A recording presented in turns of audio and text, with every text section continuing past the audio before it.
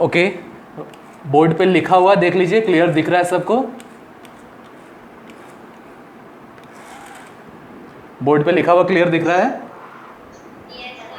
ठीक है, ठीक है, तो हम लोग स्टार्ट करते हैं। और डीसी मशीन्स एंड ट्रांसफार्मर्स आपको पता ही है, आपका ये जो पेपर है, और ये पूरे इलेक्ट्रिकल इंजीनियरिंग का सबसे बेहतरीन पेपर है और सबसे इम्पॉर्टेंट पेपर है। इसको उतना ही ध्यान से और बहुत अच्छे से पढ़ना होगा, क्योंकि इलेक्ट्रिकल इंजीनियरिंग का ये बेस होता है। ठीक है, तो बहुत बेहतरीन पेपर है, पढ़ने में बहुत अच्छा लगेगा आप लोगों को। ठीक है, तो डीसी मशीन्स एंड ट्रांसफार्मर्स में हम लोग आ जाते हैं। पहले ये पेपर हुआ करता था, पहले जब पुराने सिलेबस में आपके सीनियर स्टूडेंट्स थी, तो पेपर इलेक्ट्रिकल मशीन 1 और इलेक्ट्रिकल मशीन 2 करके पेपर हुआ करता था। ठीक है, इलेक्ट्रिकल मशीन 1 में मेनली हम लोग डीसी मशीन्स के बारे में पढ़ते थे, पूरा का पूरा वो डीसी मशीन्स रहता था। और इलेक्ट्रिकल मशीन 2 में एसी मशीन्स के बारे में पढ़ाई होती थी। होता क्या था कि डीसी मशीन्स में एक पूरा का पूरा सब्जेक्ट चला जाता था, और एसी मशीन्स में क्या होता था कि एसी मशीन्स में जितने मशीन्स के बारे में पढ़ना है वो बहुत सारा डिटेल्स है, रोटेटिंग मशीन है, स्टैटिक मशीन है। तो होता क्या था कि एक पूरे सब्जेक्ट में बहुत सारे चैप्टर्स और यूनिट एसी मशीन 2 में हो जाते थे। तो नतीजा होता था कि एसी मशीन 2 में बहुत सारे यूनिट्स होने की वजह से थोड़ा सा कॉम्प्लिकेटेड हो जाता था एक सब्जेक्ट के रूप में उसको कंप्लीट कर पाना, इसलिए सिलेबस चेंज हुआ। तो डीसी मशीन्स जो इलेक्ट्रिकल मशीन 1 में हम लोग पढ़ा करते थे वो तो सारा रहा ही, एसी मशीन्स जो था, जो आपके इलेक्ट्रिकल मशीन्स 2 में था, वहाँ से एक पोर्शन ट्रांसफार्मर्स को उठा के इस सब्जेक्ट में ला दिया गया। ठीक है, आपने देखा होगा नाम डीसी मशीन्स एंड ट्रांसफार्मर्स। तो सारी चीज़ें हमें डीसी मशीन्स का पढ़ना है, लेकिन एक डीसी मशीन्स के अलावा जो चीज़ पढ़ना है वो ट्रांसफार्मर है, क्योंकि आप सबको पता होना चाहिए ट्रांसफार्मर एसी पे ही वर्क करता है। Transformer is AC machine. ठीक है, तो हमने क्या किया, इलेक्ट्रिकल मशीन 1 में जो हम लोग पहले पढ़ा करते थे डीसी मशीन्स के बारे में, वो तो है ही इसमें, साथ साथ जो हम लोग इलेक्ट्रिकल मशीन 2 में पढ़ा करते थे और पढ़ाया करते थे, उसमें से एक सब्जेक्ट ट्रांसफार्मर उठा के इस सब्जेक्ट में इंक्लूड कर दिया गया। इसीलिए इसका नाम है डीसी मशीन्स एंड ट्रांसफार्मर्स। यानी डीसी मशीन तो है ही, लेकिन इसके अलावा ट्रांसफार्मर भी है। तो आप सबको पता है ट्रांसफार्मर एसी मशीन है, लेकिन इस चैप्टर में फिर भी हम लोग उसको इंक्लूड करके चलते हैं। क्लियर? ये कंसेप्ट समझ में आया सबको? ठीक है, तो आज हम लोग DC machines and transformer start करेंगे। सबसे पहले DC machines and transformer start होता है तो हम लोग जनरेटर से स्टार्ट करते हैं, और जनरेटर में सबसे बेसिक से हम लोग स्टार्ट करते हैं, सिंपल लूप जनरेटर से और उसके कंस्ट्रक्शन से। ठीक है, डीसी मशीन्स बहुत इंपॉर्टेंट सब्जेक्ट है, इसलिए हम लोग सीधे यूनिट को स्टार्ट करने से पहले थोड़ा सा हम लोग बेसिक्स को देख लेंगे, और थोड़ा सा आपका जो बेसिक्स का रिवीजन पहले हुआ है उसको भी हम लोग कवर अप कर लेंगे। ठीक है, तो मैंने स्टार्टिंग के क्लासेस में आपको खासकर जो मैंने पहले आपको पढ़ाया था इलेक्ट्रिकल सर्किट्स एंड नेटवर्क, और जो बेसिक्स ऑफ इलेक्ट्रिकल इंजीनियरिंग मैंने आपको बताया था, उसमें मैंने आपको बताया था कि धीरे धीरे ग्रेजुअली जैसे जैसे लोग अपने साइंटिफिक डेवलपमेंट को आगे बढ़ाते गए, जैसे टेक्नोलॉजिकल एडवांसमेंट होता गया, जैसे जैसे चीज़ों के बारे में लोग जानने लगे, सीखने लगे, तो हुआ क्या कि धीरे धीरे कंसेप्ट लोगों का डेवलप होना शुरू हो गया, इलेक्ट्रिकल इंजीनियरिंग के बारे में लोग जानने लगे। ठीक है, ग्रेजुअली लोग इलेक्ट्रिकल इंजीनियरिंग के बारे में जानने लगे। तो स्टार्टिंग में जो कुछ चीज़ें थी वो बहुत इंपॉर्टेंट थी, और स्टार्टिंग के कुछ जो इन्वेंशंस थे, कुछ एट ए सडन वो इन्वेंशंस हुए, कुछ प्लान्ड वे से हुए, कुछ एक्सीडेंटल वे से हुए। तो वो उन इन्वेंशंस ने बहुत हेल्प किया इलेक्ट्रिकल इंजीनियरिंग के कंसेप्ट को समझने के लिए। बहुत सारी चीज़ों को हम लोग पहले भी देख चुके हैं इलेक्ट्रिकल इंजीनियरिंग के कंसेप्ट्स में। जैसे हम लोगों ने देखा था कि सर बेंजामिन फ्रैंकलिन ने एक्सपेरिमेंट किया था, ये सबको याद होगा, हम लोग डिस्कस कर चुके हैं। कौन सा एक्सपेरिमेंट था जो सर बेंजामिन फ्रैंकलिन ने किया था? ओके, ठीक है, लिसन केयरफुली। तो जैसे जैसे स्टार्टिंग में लोगों ने चीज़ों को देखना शुरू किया, समझना शुरू किया, इलेक्ट्रिकल इंजीनियरिंग के बारे में भी लोग धीरे धीरे समझने लगे। तो इनिशियल फेजेस में क्या होता था कि लोगों ने देखा अपने आसपास बहुत सारी घटनाएं हैं जो बहुत चमत्कारिक हैं और जिनको एक्सप्लेन नहीं किया जा सकता है। क्यों एक्सप्लेन नहीं किया जा सकता है? क्योंकि उस समय लोगों के बारे में, उसके कंसेप्ट के बारे में कोई भी जानकारी नहीं थी, कोई भी उसके रीज़न को, लॉज को, जो फिजिक्स के लॉज हम लोग पढ़ते हैं, उससे कोई रिलेट नहीं कर पाता था कि ये चीज़ें हो रही हैं तो क्यों हो रही हैं। जैसे आसमान में बिजली कड़कते सब लोग देखा करते थे रेनी सीजन्स में, और बिजली के गिरने से भी उसका भी प्रभाव लोग देखा करते थे। लोगों को दिखता था कि हाँ, पेड़ पौधे जहाँ भी बिजली गिरता है, जहाँ भी लाइटनिंग स्ट्राइक होता है, वहाँ पेड़ पौधे नष्ट हो जाते हैं, और बहुत हाई एनर्जी एसोसिएटेड है, बहुत हाई हीट और बहुत बहुत हाई एनर्जी इसके साथ एसोसिएटेड है, ये लोगों को दिखता था। लोगों को लगता था कि हाँ कुछ ना कुछ है जो बहुत चमत्कारिक है, लेकिन वो उस समय लोगों का उसके बारे में बहुत ज़्यादा जानकारी नहीं थी, लोगों का कंसेप्ट डेवलप नहीं था। उन्हें लगता था कि ये चीज़ें हो रही हैं तो कैसे हो रही हैं इसके बारे में कोई समझ नहीं पाता था। लेकिन जो भी साइंटिस्ट होते हैं, जो भी जिनके पास भी ऐसा सोफिस्टिकेटेड माइंड होता है, उन्हें चीज़ें लोगों की तरह आसपास तो दिखती तो हैं, लेकिन हमेशा वो लोग जानने की कोशिश करते हैं कि इन घटनाओं के पीछे आखिर कौन सा रीज़न, कौन सा लॉ हो सकता है। तो सर बेंजामिन फ्रैंकलिन ने सबसे पहले एक्सपेरिमेंट किया था। उन्होंने पतंग उड़ाते समय अपने धागे के अपने साइड के छोर पे, यानी बेंजामिन फ्रैंकलिन के साइड का जो छोर था, उस पर एक चाबी को उन्होंने बांधा था और सिल्क के थ्रेड को उन्होंने यूज़ किया था। और उन्होंने देखा था कि रेनी सीजन में जब भी लाइटनिंग स्ट्राइक होता है और उन्होंने उस चाबी को जब छू के देखा तो वहाँ उन्हें सेंसेशन महसूस हुआ, करंट जैसा कुछ महसूस हुआ। तो सबसे पहला एक्सपेरिमेंट जो स्टार्टिंग के टाइम में सर बेंजामिन फ्रैंकलिन के टाइम से शुरू हुआ था, और धीरे धीरे इलेक्ट्रिकल एनर्जी से जुड़ी हुई घटनाओं को लोग देखने लगे, समझने लगे।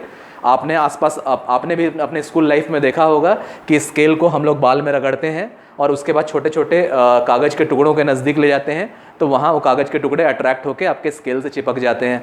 तो ये सब जो है बहुत एम्पिरिकल एक्सपेरिमेंट्स हैं। यहाँ भी जो होता है, जो पेज के टुकड़े आपके स्केल से चिपकते हैं, वो भी इलेक्ट्रोस्टैटिक अट्रैक्शन का फेनोमेनन है। वहाँ भी फोर्स, कूलम फोर्स ही अप्लाई होता है। पुराने ज़माने में लोगों के पास स्केल तो हुआ नहीं करता था, तो पुराने ज़माने में एम्बर लोग यूज़ करते थे। Amber is a kind of yellow fossil, एक पीले कलर का फॉसिल है एम्बर। तो एम्बर को लोग वुल से या सिल्क क्लॉथ से रगड़ते थे और उसके बाद देखते थे तो उससे पेपर्स या ग्लास ये सब अट्रैक्ट होता था वुल से रगड़ने के बाद। वहाँ भी चार्ज ट्रांसफ़र का केस था, इलेक्ट्रोस्टैटिक अट्रैक्शन की वजह से होता था। तो ये चीज़ें धीरे धीरे लोग देखने लगे, समझने लगे। ग्रेजुअली धीरे धीरे जैसे जैसे लोगों का कंसेप्ट थोड़ा सा क्लियर होता गया, जैसे जैसे एटॉमिक थ्योरी के बारे में लोगों ने जाना, एटम के स्ट्रक्चर को लोगों ने समझा, इलेक्ट्रॉन्स के बारे में लोगों ने जाना, प्रोटॉन्स के बारे में लोगों ने जाना, लोगों ने चार्ज का कंसेप्ट धीरे धीरे सीखना शुरू किया। तो ग्रेजुअली लोगों की अंडरस्टैंडिंग डेवलप होती गई और लॉज को लोग समझने लगे, कैसे चीज़ें इलेक्ट्रिकल इंजीनियरिंग में वर्क करती हैं, कैसे चीज़ें फिजिक्स के अंदर वर्क करती हैं, इसकी अंडरस्टैंडिंग लोगों में डेवलप होने लगी। ठीक है, तो उसके बाद एक समय आया सर माइकल फैराडे का, अराउंड 1831 के आसपास। ठीक है, 1830 से 1831 के आसपास एक बहुत रिनाउंड साइंटिस्ट थे सर माइकल फैराडे। तो सर माइकल फैराडे ने भी और लोगों की तरह अपने आसपास की चीज़ों को ऑब्जर्व करना शुरू किया। उस समय तक लोगों का कंसेप्ट कुछ और डेवलप हो चुका था। लोग करंट के बारे में जान चुके थे, लोग चार्ज के बारे में जान चुके थे, लोग एटॉमिक स्ट्रक्चर के बारे में जान चुके थे, लोग ये भी जान चुके थे कि इलेक्ट्रॉन्स का मोशन, इलेक्ट्रॉन्स का फ्लो, और हम लोग कहें तो rate of flow of electrons से इलेक्ट्रिक करंट है। इन चीज़ों के बारे में लोग जान चुके थे। उसके अलावा अब होता क्या है कि लोग करंट के बारे में, इलेक्ट्रिक करंट के बारे में जान चुके हैं, लोग चार्ज के बारे में जान चुके हैं। तो लोगों को धीरे धीरे ये भी महसूस होने लगा कि इलेक्ट्रिक करंट जहाँ भी फ्लो होगा, यानी जहाँ भी इलेक्ट्रिकल वर्क हो रहा होगा, वहाँ इलेक्ट्रिक करंट के फ्लो के वजह से बहुत सारी और भी चीज़ें होती हैं। जैसे लोगों ने महसूस किया कि किसी वायर में हम कुछ देर तक इलेक्ट्रिक करंट को फ्लो कराते हैं तो वहाँ हीट डेवलप होने लगता है। तो इससे लोगों को पता चला कि heating effect of electric current. उन्होंने केमिकल रिएक्शन कराना शुरू किया, इलेक्ट्रोलाइटिक सेल डेवलप करना शुरू किया। सर वोल्टा थे, सर वोल्टा के नाम पे हम लोग वोल्टेज यूज़ करते हैं पोटेंशियल डिफरेंस के यूनिट के रूप में। तो सर वोल्टा ने उस समय इलेक्ट्रोलाइटिक सेल को बनाना शुरू किया, उसके बारे में अंडरस्टैंडिंग लोगों की डेवलप हुई। तो धीरे धीरे उन्होंने देखा कि chemical effect of electric current भी एप्लीकेबल है। तो thermal effect of electric current, chemical effect of electric current, धीरे धीरे magnetic effect of electric current और electromagnetic effect of electric current भी लोगों को समझ में आने लगा। तो सबसे स्टार्टिंग में वहाँ के उस समय के साइंटिस्ट जो सर माइकल फैराडे के समय के थे, उन लोगों ने देखा कि जहाँ भी इलेक्ट्रिक करंट फ्लो करेगा, ठीक है, समझ जाओ पहले मतलब कि लोगों ने इलेक्ट्रिक करंट के बारे में जान लिया, लोगों ने चार्ज के बारे में जान लिया। इलेक्ट्रिक करंट जहाँ भी फ्लो होता था, जहाँ भी हम लोग इलेक्ट्रिकल वर्क डन कराएंगे, इलेक्ट्रिकल वर्क कराएंगे, वहाँ इलेक्ट्रिक करंट फ्लो हो रहा है। और इलेक्ट्रिक करंट के फ्लो होने के साथ उससे जुड़ी हुई प्रॉपर्टीज़ को भी लोगों ने जान लिया। जैसे thermal effect of electric current को लोगों ने समझ लिया, chemical effect of electric current को लोगों ने समझ लिया। धीरे धीरे magnetic effect of electric current भी लोगों को समझ में आने लगा। लोगों ने देखा कि जहाँ भी इलेक्ट्रिक करंट का फ्लो होगा, जिस वायर में, जिस कंडक्टर से इलेक्ट्रिक करंट का फ्लो होगा, उसके आसपास एक मैग्नेटिक फील्ड अपने आप एक्शन में आ जाएगा। तो ये चीज़ें बहुत यूनिक थी उस समय के लोगों के लिए। ये प्रॉपर्टीज़ को लोगों ने वॉच किया और लोगों ने देखा कि ये बहुत चमत्कारिक रूप से एक मैग्नेटिक फील्ड हमेशा एक्शन में आ जाता है जब भी एक कंडक्टर के अंदर हम लोग करंट को फ्लो कराएंगे। अब होता क्या है कि अपने आसपास की घटनाएं सब लोग देखते हैं, ठीक है, अब आपके आसपास जो कुछ भी हो रहा है वो सबकी नज़र में है, लेकिन जिनका सोफिस्टिकेटेड माइंड है, जिनका माइंड ऐसा है, जो गॉड गिफ्टेड है, जिनके माइंड की कैपेबिलिटी ज़्यादा है, जो लोग का माइंड का बिल्डअप ऐसा है कि वो साइंस के कंसेप्ट को समझ सकते हैं, वो उन्हीं चीज़ों को वो लोग भी देखते हैं, लेकिन उनके मन में उससे जुड़ा हुआ एनालिसिस, उससे जुड़ा हुआ कंसेप्ट भी आने लगता है, और वो लोग धीरे धीरे उस फील्ड की ओर उसमें अट्रैक्ट होकर उस पर और भी काम करते हैं, और धीरे धीरे उनका नॉलेज बढ़ता है, और कहीं ना कहीं वो चीज़ों को समझ पाने में सक्षम होते हैं। तो वही चीज़ सब लोगों ने देखा कि इलेक्ट्रिक करंट जहां भी फ्लो होगा, एक मैग्नेटिक फील्ड उसके चारों ओर एक्शन में आ जाएगा, उस कंडक्टर के चारों ओर। सर माइकल फैराडे ने उसे देखा तो उन्हें इतना समझ में आ गया, सर माइकल फैराडे को इतना समझ में आ गया कि अगर इलेक्ट्रिक करंट के फ्लो होने से एक कंडक्टर के चारों तरफ मैग्नेटिक फील्ड बन जाता है, तो कहीं ना कहीं मैग्नेटिक फील्ड को यूज करके हम इलेक्ट्रिक करंट को भी बना सकते हैं, यानी उसका रिवर्स प्रोसेस। समझ में आ रहा है? जैसे उस समय लोगों ने समझा, सपोज दैट ये कंडक्टर है, इस कंडक्टर के अंदर अगर इलेक्ट्रिक करंट इस डायरेक्शन में फ्लो कर रहा है आई मैग्नीट्यूड का, तो उस समय के लोगों को ये जरूर पता हो गया था कि इसके चारों ओर magnetic field, associated magnetic field बन जाएगा। और अब हम लोग जानते हैं कैसे बन जाएगा। हम लोग जानते हैं कि हम लोग right hand curve rule use करेंगे, करंट के डायरेक्शन में अपने थंब को रखेंगे, तो हमारे फिंगर्स बताएंगे कि इस तरह के सर्कल्स में फील्ड इस कंडक्टर के चारों तरफ, इस कंडक्टर के सराउंडिंग में बन रहा है। और कैसे बन रहा है? तो हमारे फिंगर्स ऐसे आ रहे हैं, यानी ऊपर की तरफ ये बाहर निकलता हुआ है, यानी हम लोग इसको डॉट से इंडिकेट करेंगे। हम लोग साइन कन्वेंशन में डॉट और क्रॉस यूज करते हैं, तो यहाँ हम लोग डॉट से इंडिकेट करेंगे, और यही घूम के हमारे फिंगर्स अंदर की तरफ जा रहे हैं, तो यहाँ हम लोग क्रॉस इंडिकेट करेंगे। ठीक है, तो अब हम लोग तो जानते हैं साइन कन्वेंशन के बारे में भी, लेकिन उस समय लोगों को साइन कन्वेंशन के बारे में भी नहीं पता था।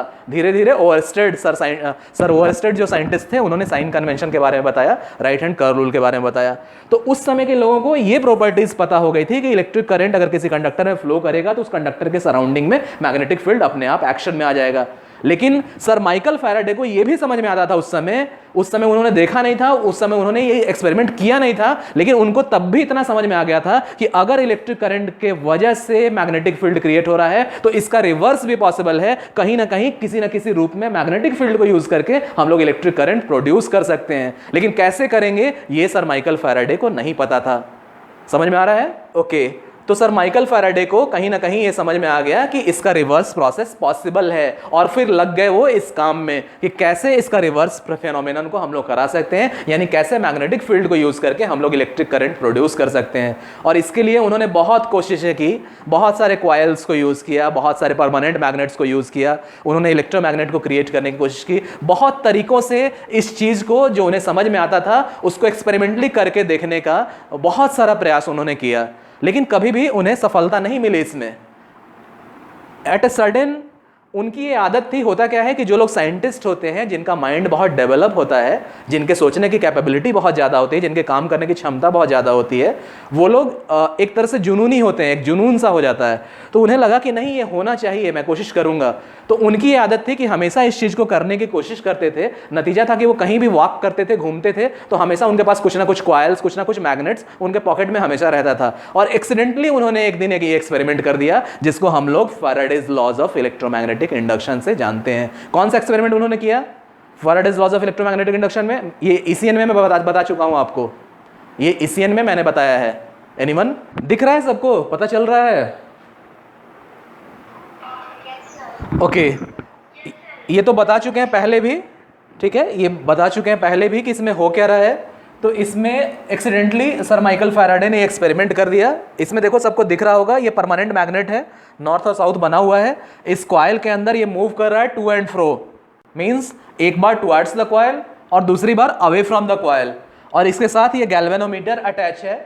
गैल्वेनोमीटर पोटेंशियल के हिसाब से, वोल्टेज के हिसाब से डिफ्लेक्ट करता है उसके पोलरिटी के हिसाब से, यानी बीच में सेंटर में 0 पॉइंट होता है। एक बार जो पोलरिटी होगी तो एक साइड में मूव करेगा, अगली बार अगर दूसरी डायरेक्शन में पोलरिटी है, यानी अगर पोटेंशियल का डायरेक्शन रिवर्स करता है तो दूसरी बार मूव करेगा, और ये कंटिन्यूअस मूव कर रहा है। यानी आप देख सकते हैं इसमें कि जब ये टुवर्ड्स द कॉइल मूव कर रहा है तो पॉइंटर का डायरेक्शन एक साइड में है 0 से, सेंटर में 0 है, और जब अवे मूव कर रहा है तो पॉइंटर का डायरेक्शन दूसरे साइड में है। तो ये experiment accidentally sir Michael Faraday ने किया, माइकल फैराडे से हो गया एक्सीडेंटली, और ये एक बहुत बड़ा चेंज था इलेक्ट्रिकल इंजीनियरिंग के फील्ड में। यहां से सर माइकल फैराडे को पता चल गया, जो वो सोचा करते थे वो पहले ही उन्हें समझ में आता था, इस एक्सपेरिमेंट को करने से पहले ही उन्हें समझ में आता था कि रिवर्स पॉसिबल है, यानी कहीं ना कहीं मैग्नेटिक फील्ड का यूज करके हम लोग इलेक्ट्रिकल एनर्जी को जनरेट कर सकते हैं, और इस चीज को उन्होंने एक्सीडेंटली फिर कर भी दिया। और इसी से एक बहुत बड़ा चेंज हुआ जिसको हम लोग स्टडी करेंगे, जो कि बेसिक है हर एक इलेक्ट्रिकल मशीन्स का और इलेक्ट्रिकल इंजीनियरिंग के सारे फेनोमेनन का। तो ये है क्या, इसको हम लोग अब डिटेल से देख लें। तो इसमें है क्या, तो होता क्या है कि एक कॉइल है, एक वायर को लेके हमने कॉइल के फॉर्म में बना दिया, ओके। और इस कॉइल को सपोज दैट, अब जो हम लोग करते हैं, क्या करते हैं, अब हम लोग करते हैं तो एक गैल्वेनोमीटर इसमें लगा देते हैं, ठीक है। सर माइकल फैराडे ने भी यूज किया था, तो उन्होंने देखा कि गैल्वेनोमीटर में एक पॉइंटर है। अब गैल्वेनोमीटर में क्या होता है, तो हम लोग वोल्टेज की पोलरिटी के हिसाब से और वोल्टेज मिलने के हिसाब से हम लोग डिफ्लेक्शंस को देखते हैं। ग्रेजुएटेड स्केल इधर भी होगा, ग्रेजुएटेड स्केल इधर भी होगा। इसमें क्या है कि एक पर्टिकुलर पोलरिटी पे एक साइड ये मूव करेगा जीरो से, जितना वोल्टेज होगा उसके करस्पॉन्डिंग पॉइंटर का डिफ्लेक्शन होगा, और अगली बार अगर वोल्टेज की पोलरिटी रिवर्स होती है तो रिवर्स डायरेक्शन में मूव करेगा, और जितना वोल्टेज होगा उसके प्रोपोर्शनल इस पॉइंटर का डिफ्लेक्शन होगा। तो ये एक सिंपल कॉइल माउंट था और एक permanent magnet sir Michael Faraday के पास अवेलेबल था। जाहिर है परमानेंट मैग्नेट होगा तो एक नॉर्थ पोल बना होगा, एक साउथ पोल बना होगा, ठीक है। उन्होंने देखा, उन्होंने क्या वॉच किया कि ये मैग्नेट जब इसके डायरेक्शन की ओर, कॉइल के डायरेक्शन की ओर मूव करता है तो गैल्वेनोमीटर में डिफ्लेक्शन होता है।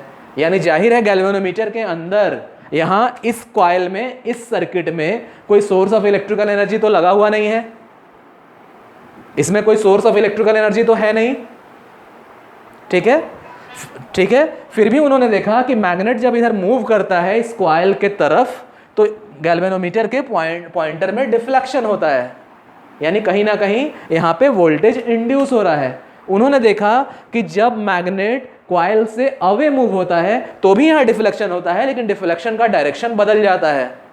उन्होंने ये भी देखा कि जब तक ये रेस्ट में है, यानी जब तक ना ये मूव करे ना ये मूव करे, तो पॉइंटर में कोई भी डिफ्लेक्शन नहीं होता है। उन्होंने देखा कि जब तक मूवमेंट हो रहा है तब तक ही डिफ्लेक्शन हो रहा है। टुवर्ड्स मूवमेंट हो रहा है तो एक डायरेक्शन में डिफ्लेक्शन हो रहा है, अवे मूवमेंट हो रहा है तो दूसरे डायरेक्शन में डिफ्लेक्शन हो रहा है। लेकिन ये कब तक हो रहा है, जब तक इसमें या इसमें दोनों में से किसी एक में मूवमेंट है। जब दोनों स्टैटिक है, दोनों स्थिर है, तो पॉइंटर में कोई भी डिफ्लेक्शन नहीं होता है। इससे सर माइकल फैराडे को समझ में आ गया, जो चीजें वो पहले से ही सोचा करते थे। उन्होंने देख लिया कि इस मैग्नेट के मूवमेंट की वजह से, या अगर मैग्नेट को स्थिर रखें, कॉइल को मूव करें, तो इन दोनों में से किसी का भी मूवमेंट होगा, तो जैसे ही मूवमेंट होगा यहाँ इस कॉइल में ईएमएफ इंड्यूस हो रहा है, इलेक्ट्रोमोटिव फोर्स यानी वोल्टेज इंड्यूस हो रहा है, और उसके करस्पॉन्डिंग पॉइंटर में डिफ्लेक्शन हो रहा है। जो भी मूवमेंट हमने लिया, सपोज दैट पहला मूवमेंट हमने टुवर्ड्स द कॉइल लिया, मैग्नेट को हमने मूव कराया, अगर इसी का रिवर्स प्रोसेस होता है, यानी अवे फ्रॉम द कॉइल अगर ये मैग्नेट मूव करे, तो पहले जिस डायरेक्शन में पॉइंटर डिफ्लेक्ट होता था उसके दूसरे डायरेक्शन में पॉइंटर डिफ्लेक्ट हो रहा है। इसका मतलब कि अवे मोशन में दोनों समय वोल्टेज तो इंड्यूस हो रहा है, लेकिन दोनों की पोलरिटी अलग अलग है। तो ये एक बहुत बड़ा एक्सपेरिमेंट था जिसको सर माइकल फैराडे ने किया, और उससे ही सारा बेस बना Faraday's laws of electromagnetic induction का। समझ में आया, ठीक है। अब इन्हीं चीजों को लिख लीजिए पॉइंट वाइज, ये बेस है, उसके बाद हम लोग आगे बढ़ते हैं। तो पॉइंट वाइज लिख लीजिए। सबसे पहले अपने सब्जेक्ट का नाम दे दीजिए, DC machines and transformers. Subject का नाम दे दीजिए डीसी मशीन्स एंड ट्रांसफार्मर्स। उसके यूनिट 1 में आ जाइए। सब्जेक्ट कोड तो आपको पता ही होगा, 1620402,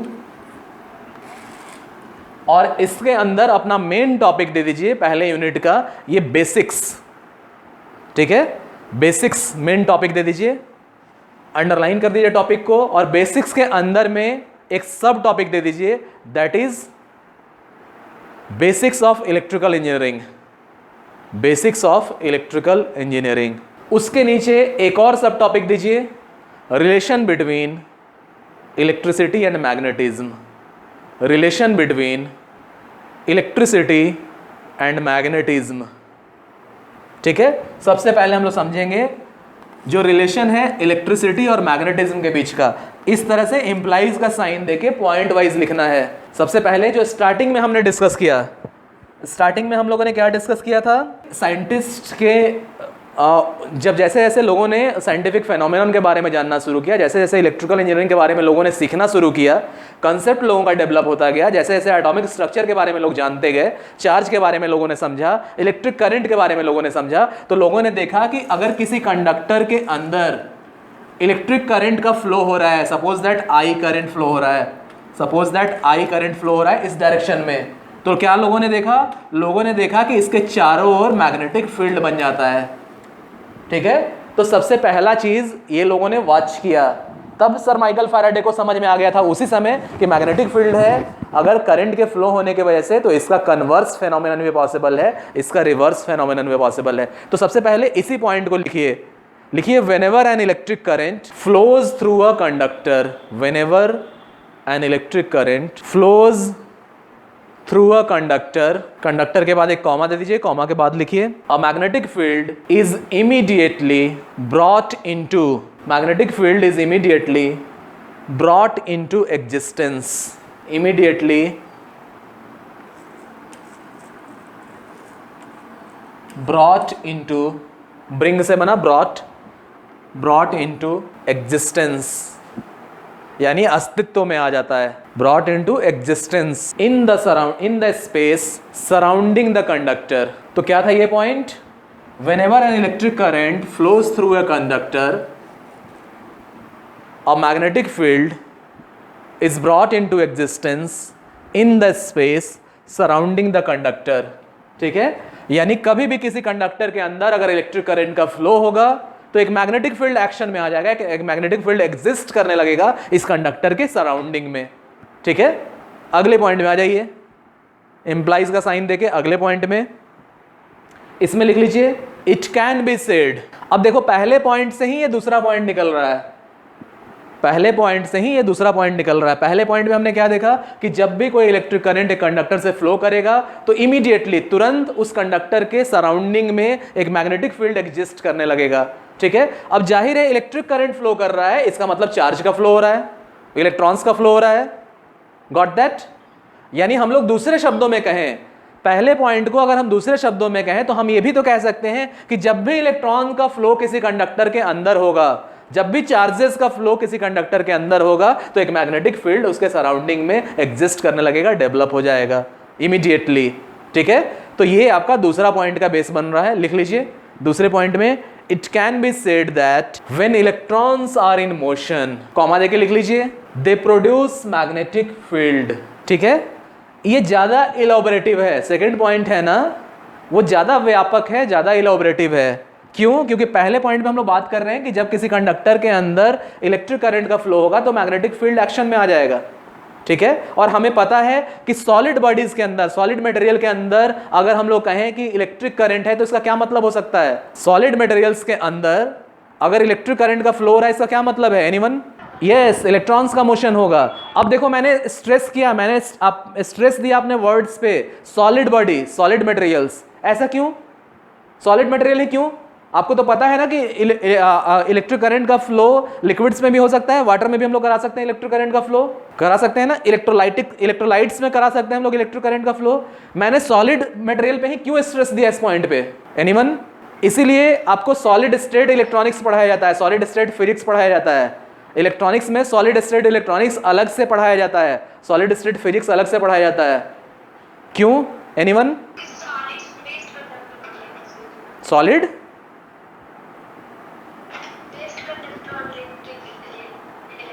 नहीं, ऐसा कुछ नहीं है, ऐसा कुछ नहीं है। सिल्वर को सॉलिड स्टेट में भी हम उससे कंडक्ट करा सकते हैं, सिल्वर को मेल्ट करा के उसमें भी हम लोग कंडक्ट करा सकते हैं, ऐसा कुछ नहीं है। मतलब दूसरा है। देखिए हमेशा आप लोग दिमाग में आज से बैठा लीजिए, जब भी सॉलिड मटेरियल्स के अंदर इलेक्ट्रिक करंट का फ्लो होगा तो सिर्फ इलेक्ट्रॉन्स के मोशन के वजह से ही इलेक्ट्रिक करंट का फ्लो होगा, यानी सिर्फ नेगेटिव चार्ज का फ्लो ही इलेक्ट्रिक करंट को कॉन्स्टिट्यूट करेगा। Got that? समझ में आ रहा है? ठीक है, क्यों ऐसा क्यों होगा? क्योंकि सॉलिड स्टेट में कोई भी सॉलिड मटेरियल है ना, कोई भी सॉलिड मटेरियल है तो वो मेनली क्रिस्टलाइन सॉलिड का बना हुआ है, क्रिस्टल लैटिस। आपको पहले भी बताए थे क्रिस्टल लैटिस के बारे में। ठीक है, बॉडी जो क्यूबिक लैटिस होता है, क्यूबिक लैटिस में body centre cubic lattice, face centred cubic lattice, simple cubic lattice, ये सब स्ट्रक्चर रहता है। क्यूबिक लैटिस में क्या होता है कि सॉलिड स्टेट में आपको स्टेट्स ऑफ मैटर में पढ़ाया गया है कि मैटर्स के 3 स्टेट होते हैं, सॉलिड, लिक्विड और गैस। बाद में चल के प्लाज्मा और बोस आइंस्टाइन कंडेंसेट ये सब चीजें ली गई, लेकिन बेसिकली 3 स्टेट ही होते हैं, सॉलिड, लिक्विड और गैस। जैसे ही हम लोग सॉलिड में आएंगे, जो क्रिस्टलाइन सॉलिड है उनके क्रिस्टल स्ट्रक्चर होते हैं, उनके लैटिस स्ट्रक्चर होते हैं, ठीक है। लैटिस स्ट्रक्चर का मतलब है उनके हर एक एटम एक स्पेस में एक फिक्स पोजीशन पे है, एक फिक्स डिस्टेंस पे एक दूसरे से प्लेस्ड है, हर एक मॉलिक्यूल्स, हर एक एटम्स, ठीक है। अब आपको एटॉमिक स्ट्रक्चर में आपको पता है कि कोई भी एटम होगा तो उसके सेंटर में एक बहुत छोटा सा स्पेस होगा जो कि डेंस होगा, कॉम्पैक्ट होगा, जिसमें कुछ प्रोटॉन्स होंगे और कुछ न्यूट्रॉन्स होंगे, और इलेक्ट्रॉन्स अलग अलग ऑर्बिट और ऑर्बिटल्स में रोटेट कर रहा होगा, 2 डायमेंशनल ऑर्बिट में, बोर्स के कंसेप्ट के हिसाब से, एटॉमिक मॉडल के हिसाब से। और बाद में हमने उसको और डेवलप किया क्वांटम मैकेनिकल मॉडल में, तो वहां पता चला कि अलग अलग स्फेरिकल सेल्स और सब सेल्स में वो मूव कर रहे हैं इलेक्ट्रॉन्स, ठीक है।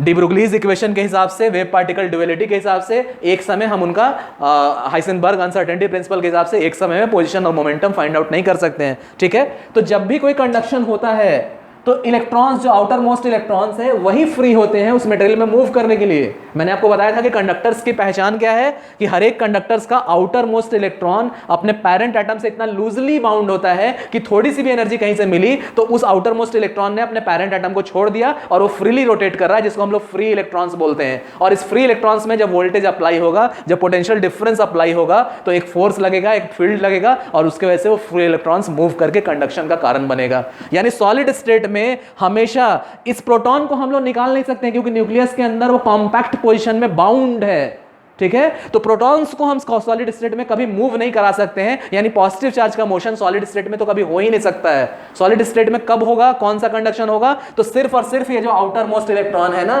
जो अपने पेरेंट एटम को छोड़ रहा है, वही कंडक्ट कराएगा और कंडक्ट करने का कारण बनेगा। Got that? ठीक है। अब देखो, आपको सेमीकंडक्टर्स में पढ़ाया गया होगा, बेसिक इलेक्ट्रॉनिक्स में, वहां होल्स का मूवमेंट हम लोग लेके चलते हैं, तो वहां हम लोग बोलते हैं कि पॉजिटिव चार्ज भी मूव, पॉजिटिव करंट भी है, पॉजिटिव चार्ज भी मूव कर रहा है। लेकिन आप अगर गौर से सोचो, उसको ध्यान से समझो, अगर आपको बेसिक इलेक्ट्रॉनिक्स अच्छे से किसी ने पढ़ाया होगा तो उसने आपको बताया होगा कि होल्स तो फिजिकल एंटिटी है ही नहीं, होल्स का तो कोई अस्तित्व है ही नहीं, होल्स तो सिर्फ एक खाली स्पेस है, वॉइड है। Got that? तो होल्स का movement is not the actual movement, that is pseudo movement, वो नकली मूवमेंट है, स्यूडो मूवमेंट है। क्यों? क्योंकि देखो, सेमीकंडक्टर में आपको क्या पढ़ाया जाता है कि सेमीकंडक्टर में, सेमीकंडक्टर का बिहेवियर जो है कहीं ना कहीं कंडक्टर और इंसुलेटर्स के बीच का बिहेवियर है, ठीक है। सेमीकंडक्टर्स में सपोज दैट, जैसे सिलिकॉन का एग्जांपल हम लोग लेके चलें, तो एक सिलिकॉन 4 और सिलिकॉन से कोवेलेंट बॉन्डिंग बनाए हुए है,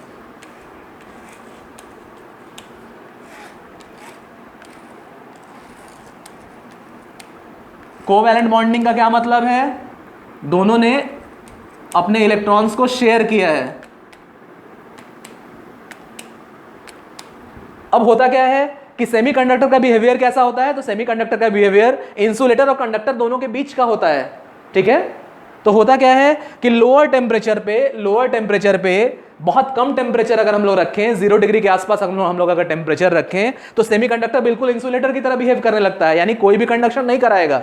लेकिन जैसे ही इसको रूम टेम्परेचर के आसपास ले जाएंगे, कहीं ना कहीं से इसको एनर्जी मिलेगी, इसके मटेरियल को, चाहे वो हीट के फॉर्म में हो, चाहे वो लाइट के फॉर्म में हो, किसी भी वजह से कोई एनर्जी मिलेगी, वो एनर्जी इतनी सफिशिएंट होगी कि इस बॉन्डिंग को ब्रेक कर दे। और बॉन्डिंग को ब्रेक करने से क्या होगा? तो ये जो वैलेंस बैंड के अंदर है, वैलेंस बैंड से सपोज दैट एक इलेक्ट्रॉन को एनर्जी ज्यादा मिल गई, ये निकल के चला गया कंडक्शन बैंड में, वैलेंस बैंड से निकल के चला गया कंडक्शन बैंड में। अब ये जगह खाली हो गया, ये खाली स्पेस है ना, तो जो 2 इलेक्ट्रॉन्स को रखने से फुलफिलमेंट होता था इस कॉन्फ़िगरेशन का, उसमें से एक इलेक्ट्रॉन को हमने निकाल दिया, तो बच गया एक खाली स्पेस। ये खाली स्पेस एक पॉजिटिव बॉडी की तरह ट्रीट करेगा ना, जो इलेक्ट्रॉन 2 इलेक्ट्रॉन को देके इसके कॉन्फ़िगरेशन को हम लोग कंप्लीट करते थे, इस कंप्लीट कॉन्फ़िगरेशन में से एक इलेक्ट्रॉन निकल गया, तो जाहिर है ये पॉजिटिव के इक्विवेलेंट हो गया। Got that? ये पोजीशन पॉजिटिव के इक्विवेलेंट हो गया। अब होता क्या था कि कहीं ना कहीं सराउंडिंग से कोई ना कोई और इलेक्ट्रॉन को एक्स्ट्रा एनर्जी मिली, उसने ब्रेक करके इस होल को भरना चाहा, ये इलेक्ट्रॉन जाके इस होल में पहुंच गया, ये इलेक्ट्रॉन जब मूव करके यहाँ गया तो यहाँ एक होल क्रिएट हो गया, फिर आसपास के सराउंडिंग से कोई और बॉन्ड ब्रेक करके इलेक्ट्रॉन आया, उसने इस होल को भर दिया, फिर यहाँ एक होल क्रिएट हो गया। तो एक्चुअल में देखो तो ये इलेक्ट्रॉन्स का मूवमेंट है। सबसे पहले ये इलेक्ट्रॉन यहाँ गया, उसके बाद ये इलेक्ट्रॉन यहाँ आया, उसके बाद ये इलेक्ट्रॉन यहाँ आया। इसको दूसरी तरह से हम लोग देखें तो देखो पॉजिटिव चार्ज का शिफ्टिंग है, ये खाली स्पेस जो पॉजिटिव के इक्विवेलेंट है, ये खाली स्पेस जो पॉजिटिव के इक्विवेलेंट है, ये पॉजिटिव होल यहाँ शिफ्ट हो गया, ये पॉजिटिव होल यहाँ शिफ्ट हो गया, यानी कहीं ना कहीं इलेक्ट्रॉन का एक्चुअल मोशन इस डायरेक्शन में, होल्स के वर्चुअल मोशन इस डायरेक्शन के इक्विवेलेंट है। Got that? समझ में आ रहा है सबको? ठीक है, तो ये स्यूडो मोशन है, ये स्यूडो मोशन है। एक्चुअल में यहां पॉजिटिव चार्ज है क्या? एक्चुअल में यहां कोई पार्टिकल है क्या?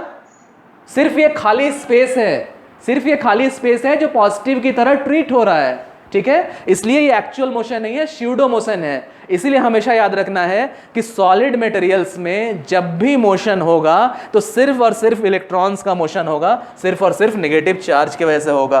Got that? ठीक है, लेकिन जैसे ही हम लोग फ्लूइड्स में आ जाएंगे, मैंने आपको हमेशा बताया कि साइंस और इंजीनियरिंग में सबसे बड़ी खासियत क्या होती है कि नाम से ही सब कुछ पता चल जाता है। What is fluid? What is fluid? Yes, anything that can flow. और फ्लो करने वाली दो ही चीजें हैं, कौन कौन सा? लिक्विड और गैसेस।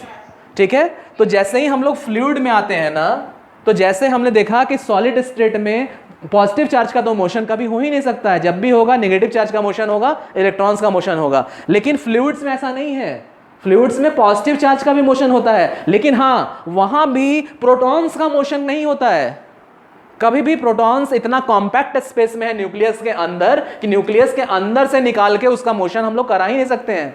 तब क्या मतलब है वहां पॉजिटिव चार्ज के फ्लो होने का? आयंस का मोशन होना, आयंस का मोशन होना। और यही हम लोग करते हैं इलेक्ट्रोलाइटिक सेल में, यही हम लोग करते हैं इलेक्ट्रोलाइटिक सेल में। सपोज दैट डाइल्यूट H2SO4 का सॉल्यूशन हमने ले लिया, सपोज दैट डाइल्यूट H2SO4 का सॉल्यूशन हमने ले लिया, और इस सॉल्यूशन के अंदर हमने कॉपर के प्लेट को डिप कर दिया, हमने जिंक के रॉड को डिप कर दिया।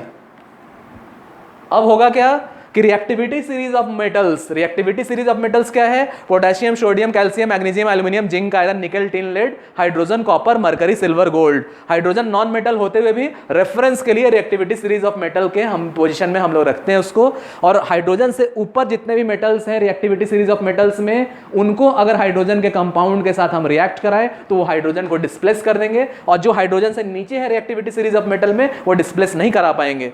तो what is the reactivity series of metal? 10th में आपको पढ़ाया गया होगा, 10th लेवल में। Potassium, sodium, calcium, magnesium, aluminium, zinc, iron, nickel, tin, lead, hydrogen, copper, mercury, silver, gold. तो हाइड्रोजन से ऊपर जो भी चीजें हैं वो डिस्प्लेसमेंट रिएक्शन कराएंगे यहाँ पे। तो देखो तो हाइड्रोजन से ऊपर कौन सा है, कॉपर या जिंक? कॉपर या जिंक? हाँ, कॉपर हाइड्रोजन से ऊपर है रिएक्टिविटी सीरीज में। यस, कॉपर तो नीचे है। देखो सीक्वेंस ऐसे होता है, potassium, sodium, potassium, sodium, calcium, magnesium, aluminium, zinc, iron, nickel, tin, lead. उसके बाद रेफरेंस के लिए नॉन मेटल होते हुए भी हाइड्रोजन को हम लोग रखते हैं। Potassium, sodium, calcium, magnesium, aluminium, zinc, iron, nickel, tin, lead, hydrogen, hydrogen, copper, mercury, mercury, silver and gold. तो इसमें हाइड्रोजन के ऊपर जितने मेटल्स होंगे वो डिस्प्लेसमेंट रिएक्शन कराएंगे। तो देखो तो कॉपर इसके ऊपर है या जिंक इसके ऊपर है?